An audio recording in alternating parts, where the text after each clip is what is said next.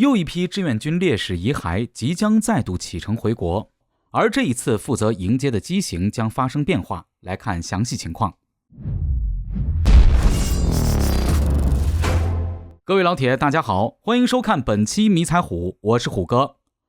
半个多世纪以前，中国人民志愿军曾经陆续踏入朝鲜战场，雄赳赳气昂昂跨过鸭绿江去保家卫国。在历时1000多个日夜的战争历程中，有不少志愿军战士从此魂断异国，埋骨他乡，将生命和对祖国的无限热爱永远地留在了那片战斗过的土地上。而中韩在上世纪建交后，根据数年谈判，双方根据交付志愿军烈士遗骸一事达成协议，韩方将搜集当年在战场上的志愿军烈士遗骸，并且交付中国，让这些战士踏上回家的路，毕竟落叶要归根。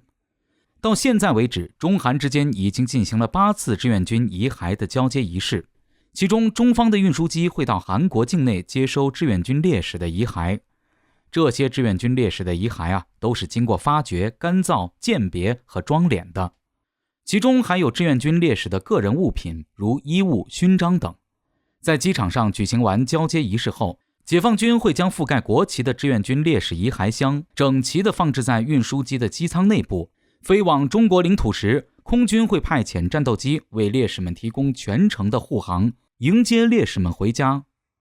虎哥也注意到了这8次志愿军烈士遗骸的交接仪式过程中存在着变化，最大的变化就是运输烈士遗骸的飞机从俄系的飞机陆续换成了国产军机。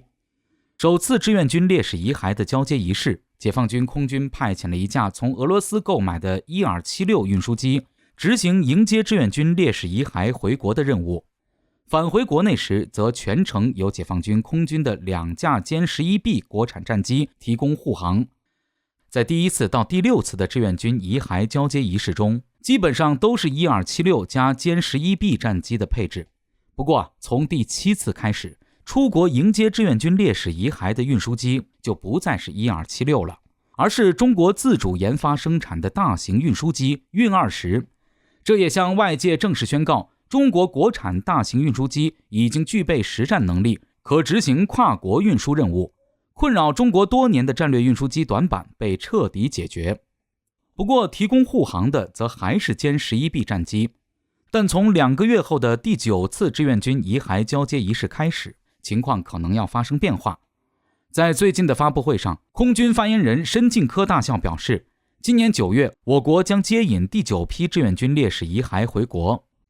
有记者向其提问称，空军曾出动运20运输机接迎抗美援朝烈士遗骸回国，社会各界期待能否由歼20护航运20，共同执行这一任务。对此，我国空军发言人表示，近年来，空军使用运20接引志愿军烈士回国，并派出歼11战机在我国境内护航。这支承担往年护航任务的歼11部队，目前已经飞上了歼20战机。根据空军发言人披露的信息，虎哥依靠公开资料，很快就查到了护卫志愿军遗骸的部队。该部队是解放军空军北部战区空军下属赫赫有名的强军先锋飞行大队，是曾在朝鲜战场上浴血奋战、屡创佳绩的我军英雄部队。早在此前，央视官媒就正式官宣过这支部队全面换装歼20隐形战机的消息。换装完歼20隐形战机后，现在该部队已经正式形成完整战力。该部队的前身在抗美援朝战场上屡立奇功，取得了击落击伤敌机16架的辉煌战绩。空军出动这支部队为志愿军烈士遗骸护航，象征意义十分明显。虎哥认为，这是一种精神的传承，缅怀先烈，告慰英灵，同时也向外界展现出中国尊崇英雄的大国意志。因此，这次志愿军烈士遗骸交接仪式，几乎可以肯定的是歼20护航运20来执行。虎哥认为，志愿军烈士即将回国，双20迎英雄回家也指日可待了。从俄制军机到完全国产的双20，参加志愿军遗骸交接仪式军机的演变，从侧面上也说明了中国空军的明显进步。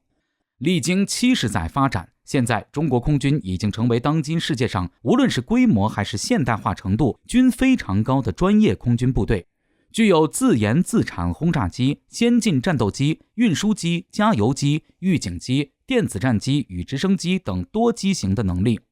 综合实力世界第2，仅次于美国，在亚太地区则是无可争议的位列第1。